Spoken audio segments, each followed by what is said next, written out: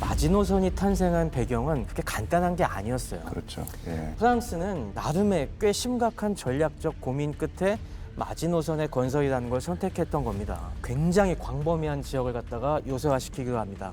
스위스 국경에서부터 라인강을 따라서 저 알자스 로렌 다시 뺏기면 안 돼. 그 다음에 이탈리아 국경도 중요하다. 그리고 지하 시설을 굉장히 강화했어요. 굉장히 놀랍더라고요. 네. 지하를 굉장히 깊게 파서 거기에 기차가 다닐 수 있게. 네, 기차까지 원하면 다닐 수 있게. 그리고 환기를 위해서 전기 기차를 놓게 하고. 그리고 지하 통로를 갖다가 횡으로만 연결한 게 아니라 종으로도 연결해 놓습니다. 후방에 거점이 있어요. 그래서 여기서부터 지원군이 계속 땅굴로 들어가서 땅굴로 전방 요새까지 계속 투입이 될 수 있게 이런 식으로 구축해 놓은 겁니다. 근데 의도적으로 벨기에 쪽은 안 만들었어요. 즉 독일군의 주력을 최대한 이 우회로, 그러니까 독일 입장에서 우회로죠. 이쪽으로 끌어들이는 장치였던 거예요. 그래서 최대한 우리 국경선 밖에 있는 곳에 가서 우리는 방어선을 펼치겠다. 거기 네덜란드까지 포함시키는 거예요. 그 네덜란드까지 포함시키는 그 방어선이 이제 브레다 수정안이에요. 결국에 이제 전쟁이 터지면 벨기에나 네덜란드는 단순히 방어를 해야 되겠지만 독일도 공격을 하는 거고 프랑스도 어떻게 보면 전진해서 방어하는 공세적 방어를 이렇게 계획을 세워놓는 겁니다.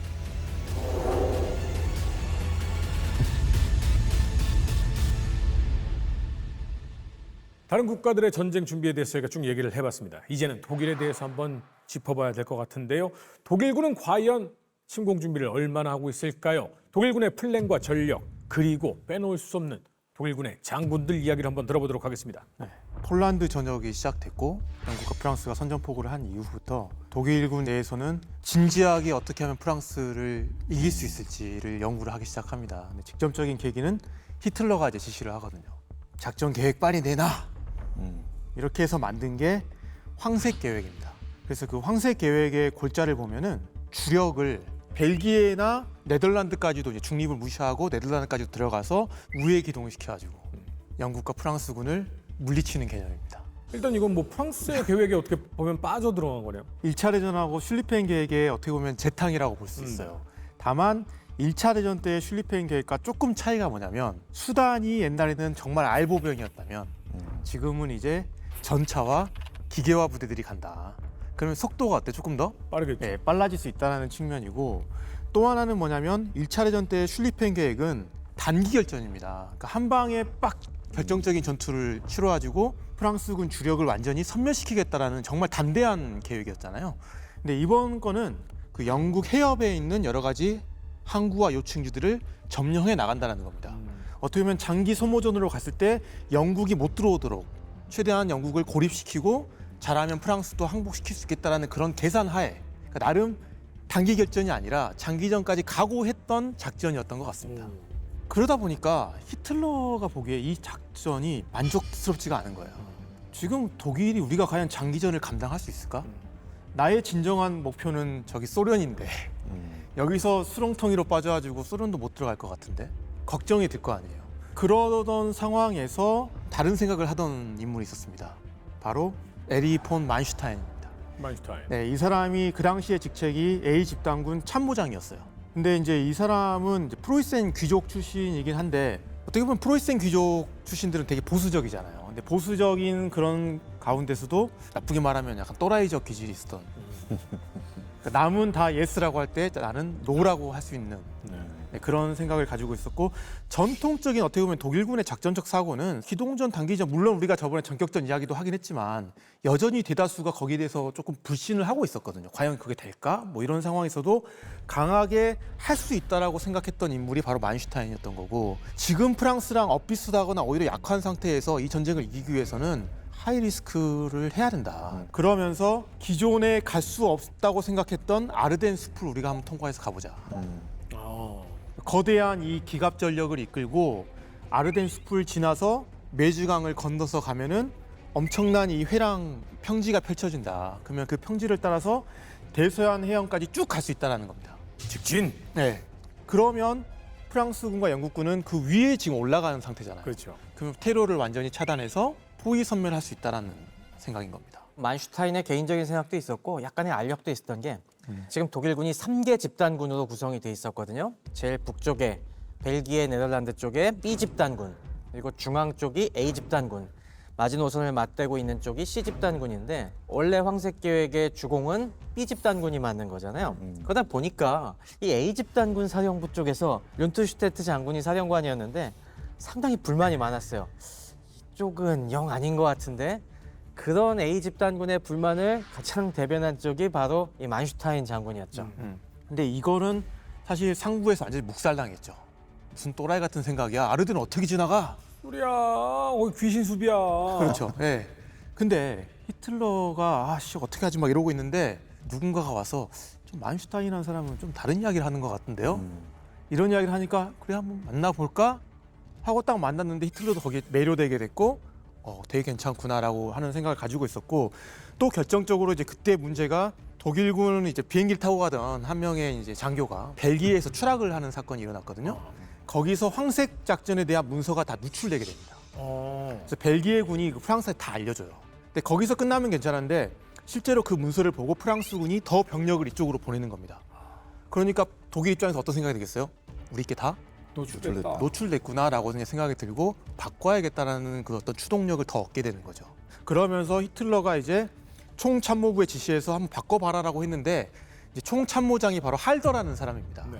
근데 할더는 처음에는 히틀러에 대한 쿠데타에 동조할 정도로 사실 히틀러에 대한 불신도 있으니까 개인적으로는 또 되게 출세지향적인 사람이거든요. 히틀러의 지시를 받고 난 상황에서 보니까 괜찮은 것 같은 거예요. 그러면서 계속 기동훈련을 하다 보니까 가능하겠구나라는 생각이 점점 들게 됐고 결국에는 그 만슈타인의 아이디어가 이 할더의 손을 거치면서 현실적인 작전으로 바뀌게 됩니다. 그게 이제 우리가 알고 있는 바로 낫질 작전이라는 계획인 거죠. 결국 이제 이 작전을 실행하기 위해서 독일군이 이제 세 개의 집단군을 편성을 했는데 A 집단군 이게 핵심입니다. 네. 이게 이제 룬드스테트 장군이 지휘를 하게 되는데 이 사람도 이제 프로이센 귀족 출신이에요. 그리고 이미 노장입니다. 백전 노장이고요. 그 다음에 성격이 좀 신중하고 온건한 약간 전반적으로 좀 평이 좋은 그런 스타일인 겁니다. 그래서 당연히 내가 이제 이 집단군을 우리 주공을 이끌게 됐으니까 되게 만족했겠죠. 그러면서 만슈타인이 구상했던 아르덴 숲을 지나서 메주강을 지나서 대서양으로 가는 그 원대한 작전의 주공의 역할을 하게 되는데 흥미로운 지점은 이 집단군 내에 한 개 군이 완전하게 기계화군으로 이루어졌다는 겁니다.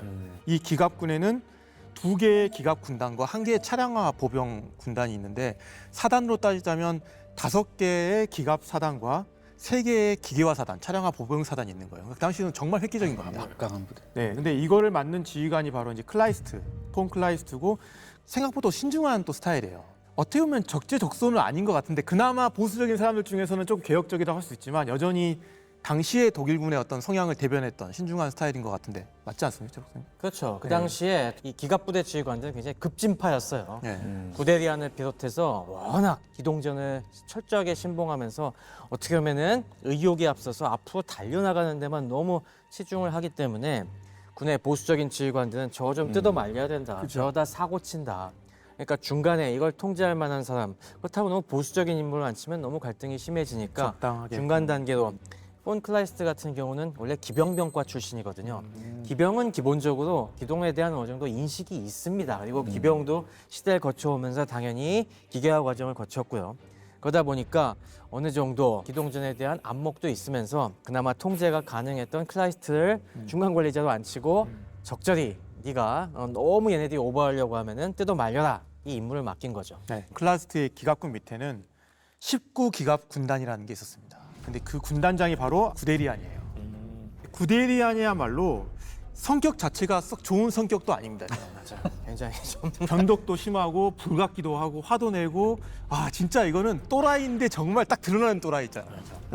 그러니까 상식을 깨는 사람이에요. 근데 이 사람은 상식을 깨는 사람인데도 이 사람에게 확실한 신념이 뭐냐면 속도가 주는 힘을 알고 있었던 사람이에요. 그러니까 정말로 말 그대로 기동전의 신봉자였던 거예요. 그래서 만슈타인이 이런 어떤 아이디어를 제시를 했다면 사실 이 아이디어를 제대로 실행으로 옮긴 사람은 구데리안이라고 해도 과언이 아니다라고 좀 이야기를 하고 싶고요. 근데 한 가지 궁금한 게 있는데 원래 계획은 B집단군이 집중이 돼서 핵심 전력으로 뚫어나가고 A집단군이 보조한다라고 쳤을 때 그런데 갑자기 A집단군이 이거 좋은 작전이 있습니다. 내가 중심이 되는 작전을 막 설명을 해요. 그러면 이거 공 세우려고 정신 나간 작전을 들이미네. 그 숲이 지금 거기가 얼마나 넓고 우거진 숲인데 거기다가 기계와 사단을 집어넣어가지고 비집당하면 다 죽으면 니네가 책임질 거야? 그럼 전쟁 다 망하는 거야.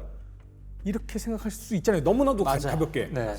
근데 도대체 만슈타인이 어떻게 구워 삶았길래 이게 넘어가게 됐는지가 사실은 너무 궁금하거든요. 만슈타인은 초기에 이반 역할만 하고 그다음에 빠집니다. 그다음 할더에 의해서 미운 털이 박혀갖고 네. 저기 한적한 군단에 그쪽으로 좌천돼요. 좌천이 돼요. 군단장으로. 오히려 중간은 군단장으로 오히려 갑니다. 빠져버리고 네.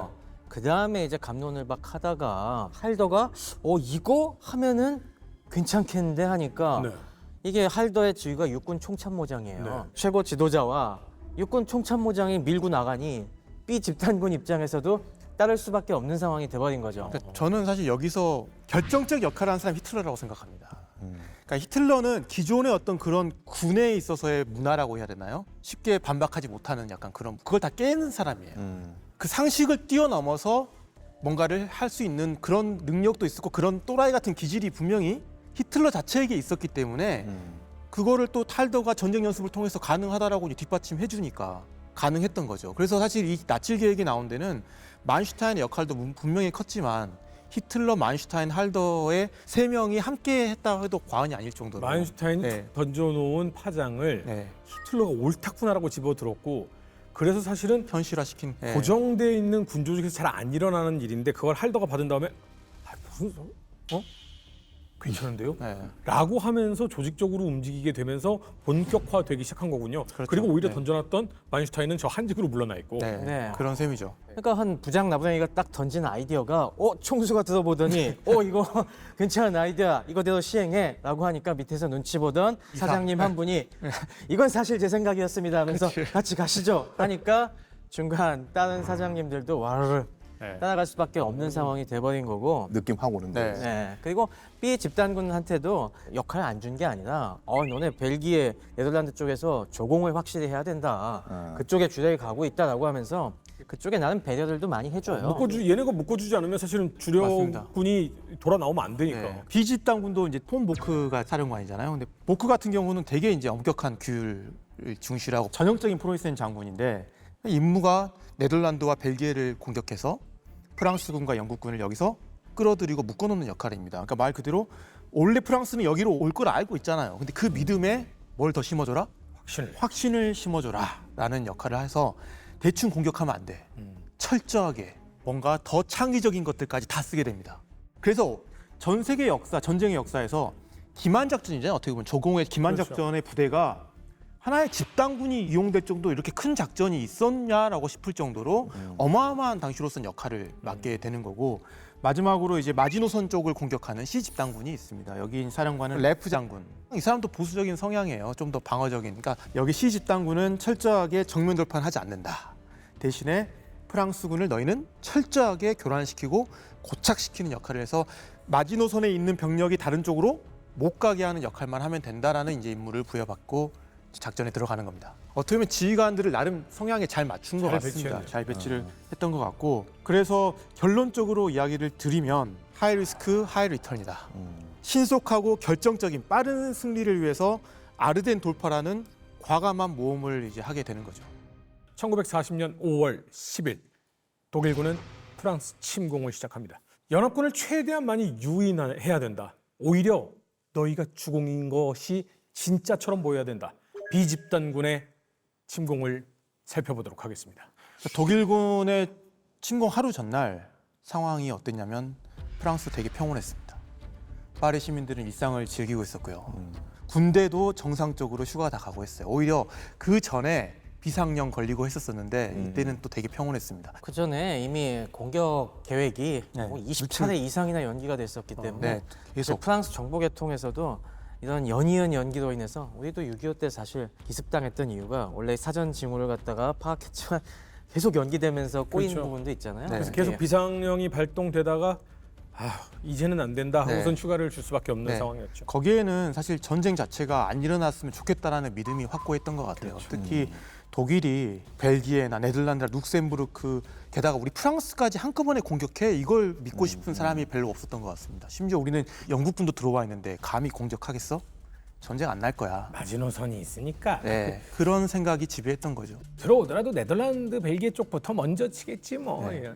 한편 영국은 이 당시에 정치적으로 좀 혼란스러웠던 시기였던 것 같아요. 그러니까 체인벌린이 거의 뭐 사임하기 직전이었잖아요. 지금 계속 공격을 받고 있는 그런 상황이었고 체인벌린의 후임으로 처칠로 가느냐 아니면 헬리팩스로 가느냐를 두고 엄청나게 싸우고 있던 그런 상황 속에서 5월 10일 날 비집단군이 여기를 공격을 해오게 되는데 이와 동시에 독일의 루프트와페 공군이 벨기에, 프랑스, 네덜란드 비행장에 선제 폭격을 퍼붓기 시작합니다.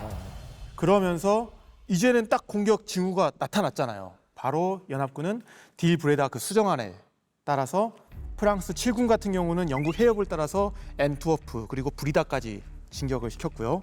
영국 원정군 같은 경우는 수도 브레셜로 향했고요. 프랑스 1군 같은 경우는 딜강 쪽으로 진격을 하게 됐고 빠르게 올라가는데 문제는 브레다 선까지는 네덜란드군이 너무나 빠르게 무너지는 바람에 점령을 하지 못합니다. 반면에 딜 라인은 점령했어요. 네. 그러면 독일군의 진격이 어때? 조금 속도가 늦었다고도 볼 수 있죠. 프랑스 예정대로 딜 라인까지 갔으니까.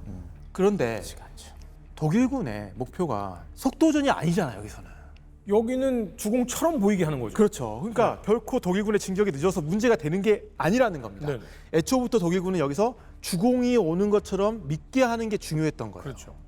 그리고 그걸 잘 따랐던 겁니다. 특히 독일군이 벨기에가 자랑하는 그런 요새들을 통상적인 방법인 포병이 공격해서 약화시킨 다음에 보병이 진입하는 방식이 아니라 기상천외한 방법으로 이걸 뚫어내면서 더 뭔가 이 전역에서 뭔가가 있구나라는 식으로 요란하게 만드는 거죠. 어떻게 했길래 요란해요? 공수부대를 이용한 거죠. 우리가 노르웨이 작전에서도 공수부대가 투입됐다고 했지 않습니까? 노르웨이에는 불과 1개 대대만 투입했지만은 독일 공수부대의 주력이 네덜란드와 벨기에 요소를 장악하는 데 투입이 됐어요. 사실 독일 공수부대는 역사적으로 봤을 때 선진국들에 비해서 좀 뒤처졌습니다. 원래 독일이 어디서 공수부대의 개념을 배웠냐면은 소련한테 배웠어요. 사실 원래 공수부대의 선구적인 역할은 이탈리아와 소련이 담당을 했었거든요. 그 당시 소련과 군사 교류를 하면서 소련에서 굉장히 선구적인 공수작전 실험하는 걸 보고서 깜짝 놀란 인물이 하나가 있었는데 그게 바로 쿠르트 슈투덴트라는 사람이었습니다. 아니 저것이 우리 공군의 미래구나 하고서 감복을 받아갖고 이 사람이 나중에 이 괴링을 설득을 하죠. 참고로 독일군 공수부대는 육군이 아니라 공군소속. 네. 그래서 마침 또 괴링도 아 그래 공군도 번듯한 지상군을 좀 가져야지. 근데 공수부대가 최적이네라고 하면서 원래는 자기 경호부대 삼아서 이제 육성하려는 걸 이제 그 다음부터 권력을 가지니까 이 부대를 갖다가 점점 연대급, 사단급 이렇게 확대를 해서 이 프랑스 전역에는 제7 이 항공사단이라는 이름으로 2개 연대 정도를 투입하고 또 육군에서도 제22 보병사단을 그 공중강습사단으로 지정을 해갖고 투입을 합니다. 그러면서 네덜란드 지역의 수많은 주요 도시들에게 기습적인 공격을 가해요. 네덜란드와 벨기에는 저지대가 굉장히 많은 운하가 많고 그만큼 수도가 많은 곳이기 때문에 여기 교량 장악하는 게 굉장히 중요하거든요. 저기 폭파하기 전에 그걸 빨리 장악을 해야 국경에서 출발하는 지상군이 연결 작전을 해서 계속 밀고 나갈 거 아니겠어요? 와, 엄청난 숫자의 공수부대가 진짜로 나타나네요. 네. 그러면서 그 당시 벨기에는 또 주로 운하선을 따라서 주요 요새들을 만들어놨기 때문에 역시 이 핵심 요새들에 대해서 공격이 퍼워집니다. 그 중에서 제일 유명한 것이 에방헤말 요새이죠. 에방헤말 요새는 어디에 있냐면 사실 리에주에 가깝게 있어요. 저희가 천예 지형이라고 얘기가 되고 있었는데 독일군은 정상적으로 여기 보병들이 쫙 가서 저기 야포 설치하고 공격하면은 이거 사각도 안 나온다. 저기 에방헤말 요새 보시면 아시겠지만 운하 옆에 깎아지는 절벽 위에 있어갖고 저기 포 쏘기도 어려워요. 이게 당시에 유럽에서 단일 요새라는 세계 최강이라고 썼었죠. 그래서 이제 착안한 것이 70명 중에 최정예 병력을 뽑아갖고 이 요새 지붕에 앉자. 지붕에 곧장 착륙을 하자. 그래서 그러니까 글라이더를 이용합니다. 그러니까 맞아요. 그러니까 요새가 콘크리트잖아. 여기다 낙하산 타고 갈 수 있잖아. 그러니까 글라이드로 가는데 이게 미끄러지잖아요. 그렇죠. 글라이드 조종하는 그 친구도 굉장히 조종이 엄청나게 잘한 거예요. 그래서 지붕 끝단에 진짜 탁 걸려요. 걸리는 그 순간 펑펑펑펑펑 또 나오는 거예요, 사람들이. 저기도 마찬가지로 건설할 때 독일 건설업자들이 많이 들어가서 이미 저길 지어봤기 때문에 그 도면을 입수해서 주요 통풍구나 뭐 이런 그죠, 데다가 모의 요새를 만들어 놓고 거기서 철저하게 연습을 했었어요. 그래서 그 연습한 결과에 따라서 저기 딱 착륙을 해서 그 통풍구 같은데 성형 자격탄을 갖다가 꽂아 넣으면서 그런 약점들을 파괴하고 그리고 위에 뚜껑을 따고서 내려가니까 설마 이 위에서 닥치리라고는 생각을 전혀 못했던 벨기에 요새 수비대가 그냥 속수무책으로 패닉에 빠져서 항복을 하게 되죠. 그 사이에 교량을 역시 감지하는 토치카드를 하나하나 화염방사기로 제압을 해놓고 좀 기다리니까 멀리서 출발하는 독일 이제 전차들이 쫙 오면서 연결에 성공하고 완전히 제압하는 거죠. 그야말로 현대 특임 부대의 공수작전하고 네. 비슷하네요. 지금도 이런 작전하기 쉽지가 않을 거예요. 원래는 벨기에 요새 지역에서 충분히 시간을 끌어줄 거라고 기대를 했었잖아요. 맞아요. 근데 이렇게 손쉽게 함락이 되고 연합군 입장에서는 다급해지는 겁니다. 그래서 가지고 있던 ABD까지도 여기도 다 이제 투입을 하게 되고 여기가 주공이라고 믿어버리는 완전히 거죠. 믿게 되는 거죠. 게다가 독일군이 또 노력을 한 게 뭐냐면 그 주의를 분산시키기 위해서 우리는 마지노선으로 공격할 거야. 우리는 벨기에로 공격할 거야. 뭐 이런 소문들을 엄청나게 많이 퍼뜨리고 심지어 독일 언론에서는 어디만 집중 보도하냐면 이 벨기에 네덜란드 방면만 집중적으로 보도하는 겁니다. 그럼 마치 그러면 프랑스 입장에서는 어때요? 아, 얘네들이 정말 여기만 오는구나라고 생각할 정도로 정말 기만 작전에 여러 가지 수단으로 충실하게 했다라는 거를 이 공수작전만 봐도 너무 잘 이해가 될 것 같습니다. 사실 이런 상황에서 요긴한 게 공군이잖아요. 연합군 공군이 이제 반격을 해야 되는데 가물랭이 굉장히 이상한 명령을 내려요. 뭐라고 하냐면 독일군 집결지에 대한 어떤 공습도 하지 말아라. 왜요? 왜 그러냐? 독일 공군의 보복이 두려웠기 때문입니다. 그래서 어떤 대가를 치르더라도 우리는 요격 작전하고 정찰만 하지 독일은 집결지에다가 공격을 하지 말라고 그래요. 근데 이게 하루 반나절도 안 돼서 막 여기저기서 깨진다는 소리가 들려오니까 그때서 무슨 얘기를 하냐면 그러면은 독일 공군 비행장이나 이동하는 적에 대해서만 공격을 해라. 다만 여전히 독일군 집결지에 대한 공격은 불허한다 이런 얘기를 내려요. 확실할 때 써먹겠다는 겁니다. 네. 공군은 중요한 자산이고 사실 그 당시에 연합군의 공군 전략 교리라는 게 전략 폭격을 더 중심으로 많이 삼았잖아요. 맞아요. 그래서 확실할 때 써먹겠다, 혹시라도 아껴놓다가. 썼다가 네. 이게 지금 사라져버리면 이제는 진짜 중요한 카드 자체가 없으니까. 하지만 뭐 아낀다 못 된다고 그 사이에 독일은 또 철저하게 이 제공권 장악 작전을 펴고 비행장에 대한 폭격을 펼쳐갖고 이미 뭐 초반 기세가 확 넘어가고 있었습니다. 이 당시 독일 공군의 이제 핵심적인 작전 목표가 영국군과 프랑스군의 비행장을 쓸어버려서 최대한 적의 항공 세력을 소멸시키는 것 플러스 이제 전장 차단입니다. 후방에서 적의 예비대들이 전방으로 올 걸 알고 있었기 때문에 후방으로 침투해서 보이는 대로 다 쏴 갈겨라. 전방으로 못 오게 차단 작전을 광범위하게 해라라고 하는 게 초반 며칠간의 이제 중심이었죠. 근데 그래도 당일날 5월 10일 날 당일날 한번 이제 출격을 시켜요. 연합군이 폭격대를 한번 출격시킵니다. 32대를 출격을 시켜요. 룩셈부르크 방향으로. 사실 그때 출격을 했던 연합군 폭격대는 사실 웬만큼 자신이 있었어요. 아 이게 우리가 가서 한번 싹 쓸면 뭔가 조금 변화가 있을 거라고 해서 갔는데 저쪽에서부터 독일군 공군들이 새카맣게 몰려오는 거예요. 근데 어떻게든 그걸 뚫고 갔어요. 가서 이제 지상 폭격을 하려고 했는데 당시 독일군이 중요한 게 뭐냐면 모든 독일군 부대에 야전 방공 포병이 또 따라다녔었어요. 야전 방공 포병이 따라다니는데 얘네가 치열하게 대공사격을 하니까 32대가 출격했잖아요. 13대가 격추됩니다. 그리고 나머지도 만신창이가 돼서 겨우 돌아와서 보니까 더 이상 작전 불가 이런 판정이 내릴 정도로 첫 번째 독일군에 대한 공습 작전이 완전히 실패해요. 그 공군이 강한 독일이니까 상대편 공군에 대한 대비조차도 이미 하고 있는 굉장히 중요한 포인트입니다. 계획은 양쪽 다 그럴듯했으나 대비는 완전히 달랐습니다. 특히나 배치가 기가 막혔던 것이 A 집단군은 본인의 역할을 철저히 다했던 것이 오버하지 않고 주력을 묶는다. 철저히 저쪽은 우리가 주력이라고 믿게 한다라는 것을 잘 실행을 했었고요. 마지노선에 있는 C 집단군은 무리하지 않아. 난 절대 깊이 가지 않아. 라는 자신의 역할을 했었고요. 이제 아르덴 숲으로 돌격하는 A 집단군. 진짜 A 집단군. 진짜 주력군입니다. 2개의 기갑 군단에 1개 차량화 군단인데 전차 사단으로 따지면 5개의 전차 사단이 되고요. 그다음에 여기에 기계화 보병 사단이 3개 사단이 간다고 보면 됩니다. 근데 아르덴 숲이 그렇게 넓어요. 당시에 이제 룩셈부르크를 지나서 아르덴 숲으로 들어갈 때 이용 가능한 기동로를 4개로 판단을 했어요. 그리고 그 4개 이용로도 되게 좁습니다. 실제로 가서 보면은 넓지 않아요. 근데 그렇다고 이동을 못할 건 아닙니다. 그러니까 백문이 불여일견이라고 그 당시 제가 자료 영상들을 많이 갖고 왔기 한번 때문에 보고 하시죠 일단. 네.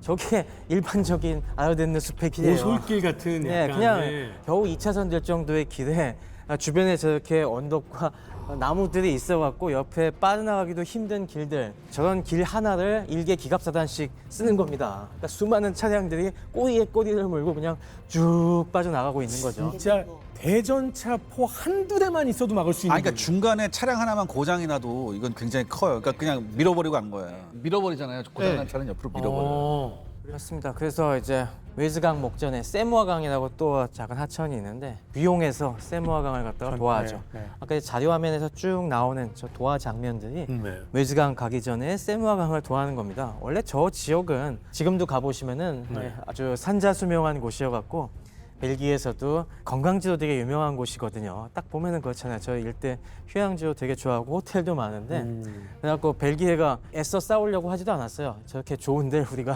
다 부술 수는 없다. 그래서 저기선 웬만하면 싸우지 말고 좀 물러나자 그런 게 있어요. 그래서 여기도 지금 세무화강을 건넌 다음에도 저게 어마어마한 정체가 계속 있는 겁니다. 계속 기다리고 있네요. 네, 계속 기다리면서 꾸역꾸역 앞에서 이 수당을 향해서 나가고 있고 제일 고생한 게 저기 독일 헌병입니다. 저 때. 네. 교통 통제하느라고. 힘들어 보이는데. 저기에 투입됐던 이제 클라이스트 기갑군의 규모가 어느 정도냐면 일반 차량이 한 4만여 대 정도 되고요.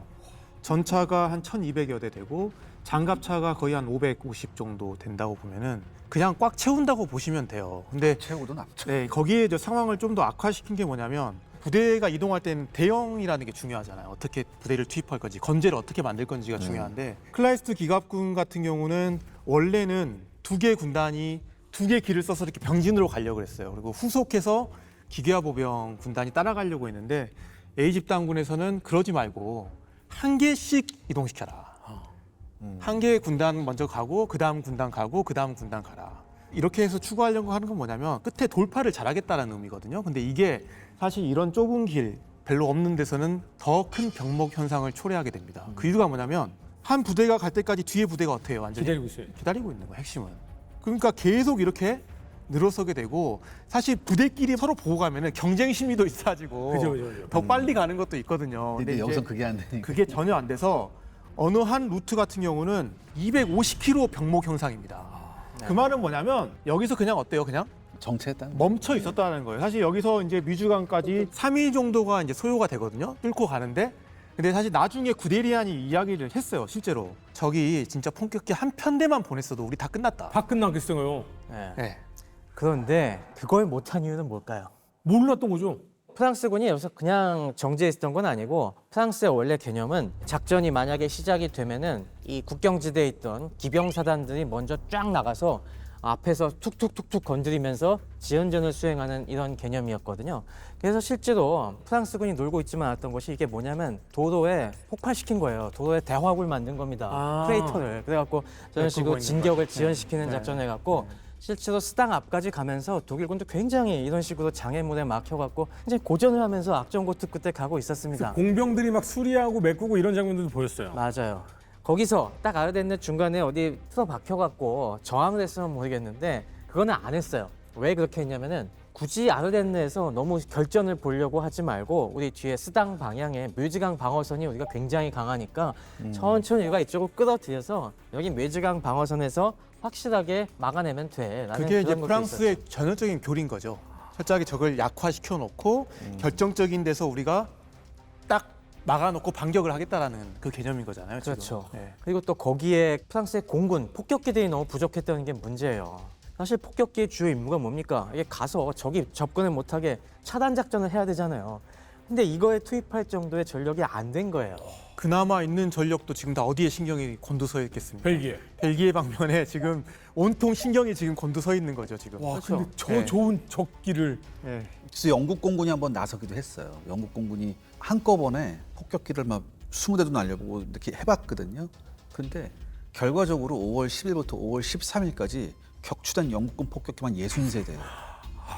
그러니까 결국 독일군은 철저하게 루프트와페가 엄호를 해가면서 갔던 거예요. 이게 굉장히 중요합니다. 네. 왜냐하면 연합군이 굉장히 싫어했던 것 중에 하나가 스투카였거든요. 저 망할 놈의 스투카만 내 머리에 안 떠 있으면 좋겠다라는 얘기가 나올 정도로 그랬는데 스투카를 요격하려고 프랑스하고 영국 공군이 이제 요격 작전을 한번 했는데 저기서 스투카가 오는 것 같아요. 그래서 스투카 가자라고 했는데 이때 당시에 독일군 공군의 교리가 뭐냐면 스투카 10대씩 안 보내요. 한 번 보낼 때 적어도 40, 50대씩 보내거든요. 한 번 40, 50대씩 스투카를 보낼 때 호위기만 80대가 한꺼번에 쫓아갑니다. 그러니까 스투카 보고 달려들었다가 양사방에서 팔이 날리듯이 메서슈미트가 나오니까 정신을 못 차리고 도망가는 거예요. 사실 우리는 2차 대전에 아르덴 숲의 그 기갑부대의 위용 막 이런 식으로 생각을 하고 네. 엄청난 전격조건으로 확 뭐 이렇게 생각하지만 다리 건너 이렇게 네 줄로 갔고 여기엔 사실 독일 공군의 엄청난 호위가 있었던 거네요. 네, 독일 공군이 제공권을 장악하고 있었기 때문에 저희 가능했던 거예요. 거기 하나만 더 하자면 이거를 단순히 운이라고 좀 취급하실 수도 있는데 물론 독일이 기만 작전도 엄청 잘한 것도 있고 그러네. 사실 이걸 통과하는 과정에서 사전 예행 연습을 정말로 많이 했습니다. 독일군 하면 사실 뭐 융통성, 유연성만 이야기를 하는데 이걸 하기 위한 정말로 철저한 훈련이 있었기 때문에 또 가능했다라는 이야기를 좀 드리고 싶습니다. 아, 근데 재밌는 그림 많이 나왔어요. 네. 작은 또랑길을 건너는데 네. 정말 무슨 고무보트 같은 데다가 대포 막 실어나르고 막 이런 장면들. 아, 진짜 2차 대전의 시작을 항상 너무 짧은 시간에 이 초반 프랑스 침공에 대한 이야기를 듣다 보니까 그냥 머릿속으로 상상을 해서 아르덴 숲을 지나치는 거 그리고 뭐 롬멜 장군이라든가 뭐 이런 장군들이 워낙 빠르게 진격해가지고 뭐 지나치면서 그냥 경례하고 지나갔다 뭐 이런 얘기를 듣다 보니까 네. 에피소드로만 기억하는 2차 대전이었는데 하나씩 하나씩 짚어나가다 보니까 아 이런 철두철미한 작전의 성공이었구나라는 거를 배우게 되네요. 네. 그래서 5월 13일 날 구데리안이 이끄는 19군단이 드디어 스당 앞으로 도착을 하게 됩니다. 프랑스는 이거 다 우리 작전이야 이렇게 한 거잖아요. 그렇죠. 왜냐하면 프랑스는 이제 스당 쪽에 이제 뮤지강이 흐르고 있잖아요. 그다음에 아르덴 그 운하도 이렇게 흐르고 있는데 그 건너편에서 이제 우리는 확실하게 틀어막겠다라는 이제 생각을 하고 있었습니다. 근데 왜 지금 예전부터 프랑스한테는 좋은 기억이 별로 없었던 거 아 같아요. 그래도 프랑스는 생각할 땐 뭐냐면 죽었다 깨나도 5월 18일 이전까지는 독일군은 도하를 못한다고 철석같이 믿고 있었어요. 그럼 도하를 방어를 해보려고 하는 상황이었고 독일 입장에서도 어떻게 할 것인지 이제 고민을 많이 하겠죠. 지금 기갑부대가 도착을 했는데 좀 보병을 기다렸다가 천천히 뭔가 도하를 할 건지 아니면 바로 도하를 할 건지 아니면 도하 지점을 어디로 할 건지 뭐 이런 과정 중에 사실 여기서 구데리안하고 그다음에 상급 지휘관이었던 클라이스트 간의 의견 충돌이 있었어요. 근데 구데리안 같은 경우는 수당에서 바로 도하를 해야 된다라고 이제 주장을 했던 스피드 좋아하시는 분이니까. 인물이었고 클라이스트 같은 경우는 여기는 좀 위험하다. 오히려 개활지가 좀 펼쳐져 있는 서쪽으로 한 13km 정도 떨어진 어떤 그런 지점에서 가서 하는 게 낫지 않겠냐. 뭐 이런 의견의 대립이 있었고 그리고 또 하나는 이제 공군의 활용에 대한 부분도 분명히 대립이 있었습니다. 클라이스트 같은 경우는 뭐 한두 시간이라도 집중 폭격을 하는 게 낫다라고 주장을 했고 구데리안은 아니다. 이거는 장기간 거의 롤링 폭격식으로 그러니까 맞아요. 찔끔찔끔 길게 폭격하는 게 낫다. 뭐 이렇게 주장을 하다가 결국에는 구데리안이 이제 그 면전에서는 네 알겠습니다라고 했는데 실제로는 다 다른 걸 해버린. 작전은 자기가 자기 마음대로 네. 구데리안 맘대로였다기보다는 공군에서도 이런 식의 화끈한 지상 지원 작전을 해보고 싶어 했거든요. 네. 그래서 독일의 이 지역을 담당하고 있던 제2항공군단의 레르저 장군이랑 구데리안이 짝짝꿍이 맞아갖고 우리 스당 한번 여기서 일을 한번 벌려볼까? 라고 하면서 전무후무한 근접지원 항공작전을 하게 된 겁니다. 저게 바로 저 세당 지금 폭격하는 장면입니다. 세당이 저렇게 뮤즈강이 흐르는 평화로운 도시였는데 계속 완전 표현해. 네 저기서 와, 저게 사실 이렇게 보면 멋있게 편대 비행하면서 폭격하는구나 하는데 프랑스 입장에서는 열대가 돌면서 한 번 하고 나서 가면 이제 다음 돌고 있는 열대가 또 하고 그러는 거예요, 계속해서. 그러니까 밑에서 그거를 짧은 시간에 그걸 한 4번 당해보면 나 이제 그만 못 싸워 이렇게 되는 거죠, 사실. 이게 또 뭐냐면 저건 공군 장교들입니다. 저게 바로 플리보라고 해갖고 근접 지원을 갖다가 육군 장교들이 통제한 게 아니에요. 공군에서 파견 나온 장교들이 무전기로 직접 이 상공에 명령을 내려갖고 작전을 갖다가 관제하는 겁니다. 그럼 뭐 좌표를 불러주는 거예요. 그렇죠. 좌표에 지금 상황이 어떠니까 저쪽에 때려 하는 식으로 공군 연락 장교들이 저렇게 하는 거예요. 그래서 같이 야전 부대랑 앞에 이동을 하고 있는 거죠. 그러면서 이제 선두 부대들이 드디어 이제 스당 코앞에 도달한 겁니다. 보병들이 먼저 가는 겁니다. 공병과 보병. 그렇습니다. 네, 네. 우리가 메이즈강을 기갑부대로 뚫었다고 생각하는데 전차 부대가 아니에요. 처음엔 보병들이 들어갔습니다. 저렇게. 그러니까 순서가 보병이 보트를 타고 가는 거죠. 근데 그 동안에 지금 뭐가 계속 이루어지고 있는 겁니까? 폭격이 이루어지고 있는 겁니다. 그러면서 상대방이 대응을 잘 못하게 되는 거예요. 그다음에 일단 보병이 건너가면 공병하고 함께 다리 교량 뭐 이런 교량을 만들어 놓고 확실하게 그 앞에 이제 교두보가 확보가 되면 그때부터 이제 전차들이 넘어오기 시작하는데 사실 이 기간이 되게 오래 걸리죠. 맞아요. 되게 오래 걸리는데 문제는 프랑스군이 이 오래 걸리는 이 시간 동안 제대로 된 대응을 하지 못했다라는 게 있습니다. 그러니까 프랑스군에는 좀 의아한 게 뭐냐면 강력한 포병이 있거든요. 네. 포병의 포격이 거의 없었다. 이게 가장 큰 문제였는데 네. 저 지역을 지키고 있던 게 프랑스군 제55 보병사단입니다. 보병사단 자체는 B급 예비사단이어갖고 현역사단이 아니라 굉장히 군기 빠진 부대였던 건 아까 사진에 사실인데 나왔던 그 사진. 하지만 네. 저 사단의 핵심은 포병이 엄청났어요. 네.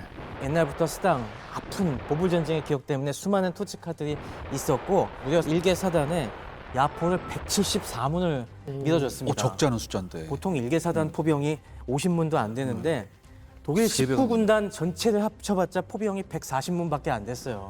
그러니까 일개 군단급 포병이 사실은 이 스당을 방어하고 있었던 겁니다. 그러니까 정상적이라면 저게 못 뚫었어요. 그렇죠. 근데 그걸 저 독일 공군의 지원으로 뚫은 겁니다. 저 스투카. 그래서 계속 저 스토카드에 떠갖고 폭격이 그날 한나절 내내 이루어집니다. 공군의 위력이라는 게 단순히 어떤 포병을 파괴한 거 말고도 심리적 충격을 엄청나게 준 게 뭐냐면 되게 흥미로운 지점이 보병 같은 경우는 오히려 유선 통신선이 차단되면서 고립된 그런 상황에서 내가 공포와 공황을 느껴서 도망가는 경우도 있고 실제로 이 전투에서 같은 경우는 사단 사령부가 뒤로 물러나거든요.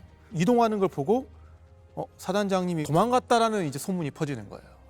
마치 우리 현리 전투 때랑 비슷한 그러네요. 느낌인 거죠. 네. 그러면서 보병은 막 완전히 공황 상태에 빠지는 건데 포병은 아이러니하게도 통신이 잘 됐습니다. 통신이 잘 되는데 문제는 포병도 계속 두드러 맞으면서 어때요? 전방에 있는 관측장교나 이런 사람들이 공포에 빠지고. 공포의 공황에 빠지면서 아군의 장갑차를 보고 독일군 전차가 도하에서 이미 들어왔다라는 이야기를 해버리는 거예요. 근데 그런 소문에 포병이 알아서 도망가 버립니다. 그러니까 어차피 저기 있는데 뭐 어떻게 해? 우린 지금 공격할 수 있는 사정거리도 너무 지나쳐 버렸어. 그렇죠. 거의 이제 마비 상태에 빠지는 거죠. 이게 지금 현대전하고 뭐가 달라요? 순차적으로 계속해서 폭격과 진입 그리고 뒤에 교두보 안에하고 전차 부대 들이닥치고 이걸 계속 순차적으로 지금 밀고 들어오고 있는 거잖아요. 그렇죠. 근데 그 당시로서는 되게 획기적이었던 방법이었죠, 이게. 전차 부대가 그 다음 날 5월 14일에 드디어 메즈강을 건너서 전방으로 투입이 되기 시작을 합니다. 그러면서 당연히 이 소식이 프랑스군에게도 알려지니까 프랑스군도 난리가 난 거예요. 그렇죠. 스당에서 돌파를 하고 있다고? 지금 메이지강 넘어온다는 얘기 들었을 때 여기 지금 지휘관 난리 났을 것 같은데요? 우리가 그 프로이센 프랑스 전쟁 때 어떻게 보불 전쟁 때 그렇죠. 나폴레옹 3세가 항복했던 그 스당입니다. 그림 그렸잖아 누가. 근데 이게 또 재판이 일어나는 거예요. 14일 날 아침에 프랑스군 북동부 사령관 조르주 장군이 이 보고를 받고서 울어요. 흐느꼈다는 얘기가 있는데 조르주도 여러 번 얘기를 했었어요.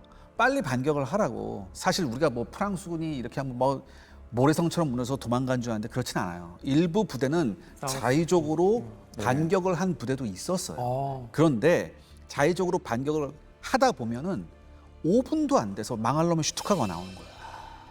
결심을 갖고 반격을 하더라도 공중 세력 때문에 좌절되면은 그 다음부터는 포기해버립니다, 사람이. 도망가요, 그냥. 저걸 어떻게 해결할 수 있는 방법 해결할 수 있는 방법이 없으니까. 반격 제대로 못했잖아요. 근데 그게 가장 큰 이유가 이미 반격 타이밍도 많이 늦었습니다. 그래요. 그러니까 프랑스군은 싸우는 전형적인 방식이 화력을 최대한으로 이용하는 건데 화력을 최대한으로 이용하기 위해서는 적이 돌파하면은 저지해서 반격하는 거잖아요. 근데 그 저지하고 반격하는 그 타이밍 잡는 게 너무 늦고 중요합니다. 중요하기 때문에 현장에 있는 지휘관이 판단해서 못하는 거예요. 그러면은 윗선에서의 명령을 기다리는 겁니다. 철저한 통제입니다. 근데 기다리다가 이미 시간이 다 가버려. 지치돼 버렸죠. 다 가버린 거예요. 그러니까 프랑스는 명령 전달이 유선이면 다행입니다. 네. 대부분 서면이었어요. 그래서 서면으로 결정을 하고 전달하고 다시 집결하는데 시간이 과도하게 소요돼요. 이거 뭐 이게 왜 촛농 떨어뜨려 가지고 이렇게 해가지고 이렇게 도장 이렇게 누르고 이렇게 그 밀랍으로 이렇게 딱. 그런데 뭐 그렇다고 해서 이게 완전한 끝은 아니었고 당연히 그 다음 수를 갖다가 프랑스 지휘부들도 생각을 하기 시작합니다. 자, 스당이 저기 교두보를 장악을 해서 남쪽으로 뚫고 나오고 있다. 그럼 그 다음은 어디로 갈 것이냐? 네. 여기서 프랑스군이 또 한 번 오판을 합니다. 프랑스군은 여기서 이들이 그대로 남쪽으로 내려와서 바로 베르댕의 배후를 위협할 줄 알았어요. 우리의 그 철옹성 같았던, 그러니까 역시 1차 세계대전의 그렇죠. 기동을 생각한 거예요. 그 다음에 내려와서 마지노선의 배후를 끊으려는 기동을 할 것이다. 그래서 우리 마지노선을 앞뒤로 완전히 포위해서 섬멸하려는 방향으로 갈 것이기 때문에 우리 예비대를 어디에 투입해야겠냐? 바로 스당의 남쪽으로 집중한다는 총동원해서 그쪽으로 몰아넣는 거예요. 그러니까 이게 되게 어떻게 보면 현실적인 생각일 수도 있는 게 뭐냐면 독일군은 지금 어떤 생각을 하고 있냐면 대서양 쪽으로 치고 가는 거잖아요. 그렇죠. 근데 그게 프랑스군 입장에서는 이건 당연히 불가능하다고 생각했던 게 뭐냐면 위에 있는 연합군과 밑에 있는 연합군의 어떤 측면이 완전 다 노출되는 저런 어리석고 말도 안 되는 자살 공격을 할 것이냐? 당연히 현실적으로 생각 못 하는 거죠, 그거를. 맞아요. 네, 그래서 이게 합리적인 판단일 수도 있는 겁니다, 어떤 의미에서는. 그렇죠. 반면에 이제 독일군 같은 경우는 이때 이제 결국에는 16일까지 차량 전차가 거의 3,000대가 넘어오거든요. 그러면은 보통 이제 전차가 넘어왔어요. 군단장, 구대리안 뭘 해야 됩니까? 지시를 하겠죠. 너 후속 부대 다 올 때까지 기다려. 기다려라고 했는데 안 기다립니다. 안 기다리지. 그러니까 프랑스 입장에서는 이쪽으로 올 것 같은데 뭐 하고 있는데 이미 상대는 어때요? 행동에 그렇죠. 옮겨버린 거죠. 그렇죠. 방향을 갑자기 90도를 틀어갖고 서쪽으로. 서쪽으로 가버리니까. 근데 이 상황이 뭐 파악이 안 되고 막 이제 독일의 작전 의도를 갖다가 우왕좌왕하는 사이에 프랑스군이 남쪽에서 어떻게든 반격을 해보려고 예비대를 모으기 시작합니다. 근데 남쪽에서 어떻게든 막아보려고 하는데 그래서 또 엄청난 치열한 전투가 벌어지죠. 그 중에 하나가 뭐냐면 스톤힐 전투입니다. 이게 5월 15일부터 25일까지 보통 한 열흘간 벌어졌던 전투인데 스당 돌파 직후에 프랑스 3보병사단의 기갑대대가 있었습니다. 이 기갑대대는 이제 프랑스군에서 가장 중전차가 있어요. 이게 르노 B1이라고 보시다시피 그 차체 중앙에 75mm 포가 있습니다. 그다음에 포탑에는 47mm 대전차포가 있어요. 굉장히 굉장한 독특한 중장갑입니다. 이게 워낙 중전차니까 웬만하면 몸빵을 하면서 독일군 진지를 뚫고 들어가는 거예요, 얘가. 그래서 독일군이 패닉에 빠졌지만 독일군의 히든 카드가 항상 있었죠. 뭐였냐면 저기 보시면 요게 있습니다. 88mm 대공포. 근데 이 대공포를 대전차포로 씁니다, 독일군이. 이게 굉장히 유명하죠. 원래 대공포는 하늘에 있는 거 맞춰야 되니까 탄도가 직선이어야 되고 빨리 나가잖아요. 그럼 충격량도 크다는 얘기거든요. 이거를 전차한테 쏴봤더니 전차가 격파되기 시작한 겁니다. 그래도 이 B1 전차가 이 공격을 받았지만 몇 대가 아직 남아서서 꿋꿋하게 공격을 하면서 하는데 결국은 독일 공군이 와서 또 때리고 하니까 가요. 여기서 나타난 취약점이 뭐냐면은 일단 프랑스군 전차가 속도가 느렸습니다. 두 번째는 통신이 안 돼요. 이게 결정적이에요. 이런 식으로 프랑스 전차 보면은 확실히 유기적이지 못하는 생각이 들잖아요. 확실히 통신이 원활하지 않구나 하면 독일군은 이렇게 산계해갖고 좌우로 포위하면서 계속 교란을 해갖고 결국에 파괴시키는 전투가 전개가 되는 거죠. 당시 독일군 전차하고 프랑스군 전차를 한번 비교를 잠깐 해볼게요. 이때 프랑스 전선에 독일군이 투입한 전차 수가 2,500대가 좀 넘어요. 반면 프랑스는 3,200대입니다. 전차가 훨씬 많았어요. 많았죠. 그다음에 평균 무장을 보면 프랑스군이 훨씬 낫습니다. 그다음에 평균 장갑 두께도 프랑스군이 앞서요. 대신 무전기 장착 비율 있죠. 무전기 장착 비율을 보면 독일군은 거의 모든 차량에 무전기가 있습니다. 그런데 프랑스군은 20%만 차량에 무전기가 있었어요. 그러니까 어떤 원활한 입체 작전 자체가 안 되는 거예요. 예를 들어서 전차는 지휘관 전차만 통신기가 있어요. 나머지 전차는 통신기가 없기 때문에 앞에 지휘관 전차를 보고 따라가면서 자기가 주변에서 탐색을 해서 전투를 해야 되는데 계속해서 대전차포 날라오고 하늘에서 뭐 꽂히고 하는데 이게 되겠습니까? 그러니까 갈팡질팡하다가 스스로 꼬꾸라지는 전차도 많았고 전혀 전투력을 발휘도 못하는 전차가 많았어요. 이건 양국의 기갑전의 개념, 그다음에 기갑병 운용의 개념, 교리의 개념 이런 것도 굉장히 큰 역할을 했다. 이렇게 설명할 수밖에 없을 것 같습니다. 결국에 독일군은 드디어 완전히 프랑스군의 방어선을 뚫고 이제 진격을 하기 시작을 합니다. 거의 평지대로 나왔어요. 네. 이제 여기서부터는 거칠 곳이 없습니다. 뻥 뚫렸네 이제. 네, 이제 길도 넓어지고 네. 프랑스군 아까하고 속도가 달라요. 네, 전차들 옆으로 밀어버리면서 계속 이제 앞으로 쭉쭉쭉 나가기 시작을 합니다. 거침없이 에느강과 오아즈강 사이 공간을 따라서 이제 맹서진을 하게 되는 겁니다. 저 여기서 최 박사님한테 하나 여쭤보고 네. 싶습니다. 지금 저렇게 가는데 기세 좋게 가고 있는데 만약에 연합군에서 정찰기의 활동이 원활했다면 어땠을까라는 생각을 해보거든요. 지금 저 단계에선 정찰을 해도 속수무책이었어요. 그렇죠. 지금은 저길 막을 수 있는 예비대가 없으니까 스당 남쪽으로 집결돼 있었기 때문에 절로 돌릴 수가 없습니다. 따라가야 되는데 지금 네. 따라갈 수 없어. 이 상황에서 구데리아는 후방에서 경고 메시지들 다 무시해버립니다. 야, 지금 이대로 가면 보급이 끊길 수 있으니까 멈춰라. 좀 천천히 가라라고 하는데 정지해라. 아니다. 지금 속도를 늦추면 안 된다. 여기서 기세를 타야 된다 하면서 쌩깡땡을 5월 18일에 점령을 하게 됩니다. 그냥 이렇다 할 전투가 거의 없이 달려나가는 느낌이네요. 이때부터는 그렇죠. 지금 네. 네. 거의 질주. 전투다. 독일군의 표정 그리고 걸음걸이 그리고 어떤 보급을 하는 이 모습들이요 역동적이에요. 맞습니다. 이렇게 느껴지지 않아요? 모든 병사들이 자기가 할 일이 뭔지 정확히 알고 네. 있는 거죠. 그러면서 계속 북쪽에 프랑스 일군과 영국 원정군의 배후를 유린하고 있었기 때문에 그때서부터는 상황이 하루하루가 난리가 나게 된 거죠. 엘랑 정신으로 무장했던 프랑스군 반격 없습니까? 아, 반격을 합니다. 프랑스 이대로 무너질 수가 없습니다. 그럼요. 그리고 그 선봉에는 우리 키다리 아저씨 기다려 씨. 드골 장군이 나섭니다. 영국 원정군이든 그 안에 있던 프랑스군 입장에서도 선택지는 이제 둘 중 하나인 거예요. 하나는 어떻게든 고립되더라도 끝까지 싸우거나 아니면 바다로 철수하는 수밖에 없는 겁니다. 배가 있어야지. 네. 도망. 독일이 이상하게 계속 안 들어와요. 네. 2차 대전 최대 미스테리라고 미스테리죠. 그런 점이 네. 굉장히 많았잖아요. 네. 철수를 할 때 영국군도 이건 엄청난 규모의 철수 작전이잖아요. 그 빠른 시간에 해야 되잖아요. 그래서 가지고 있는 모든 어떤 군함뿐만 아니라 민간인 심지어 민간 요트까지도 와서 할 정도로 뭐 통배도 와서. 상선 통통배, 뭐 유람선까지 와가지고 이런 리틀십 같은 많은 노력이 있었겠지만 사실 기적이 일어나고 있었어요.